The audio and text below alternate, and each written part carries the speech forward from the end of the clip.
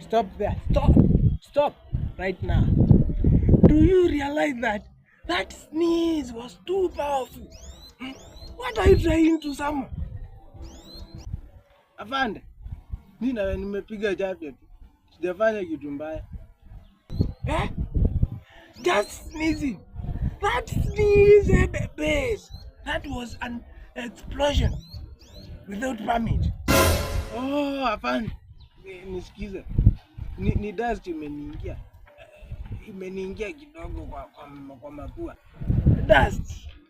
So you are collaborating with dust to commit noso terrorism. Nakuaga na allergy ya dust.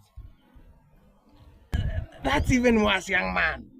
Having allergies in public, that is attempted biological warfare. You cannot be serious. Very punishable.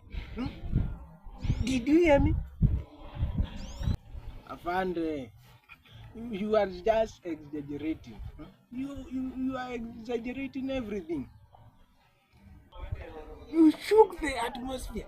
That sneeze traveled in a terrifying velocity to the epicenter, causing a small earthquake.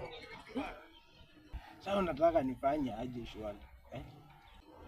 First tell me, why sneeze with such confidence without warning the public? Mimi naweza fanya hivyo aje? How should I do that? You must say incoming sneeze at least 5 seconds before launching it. Sir, how is that possible? How can I do that? No, sir. No, sir. I think that is very impossible. Impossible?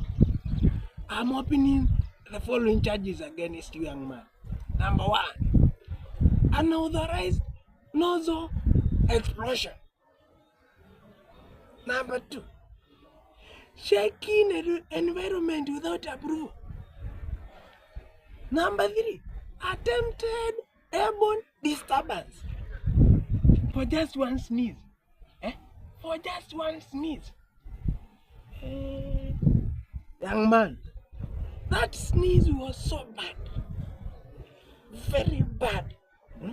Seriously, officer.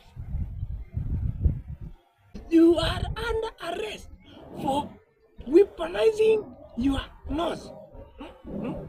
You have weaponized your nose. Acha nipige javya tena. Let me sneeze again. Young man, don't reload. That's attempted second sneeze. And I will add 5 minutes to your sentence if you joke with me. Did you hear me? Did you hear me? Foolish. Animal.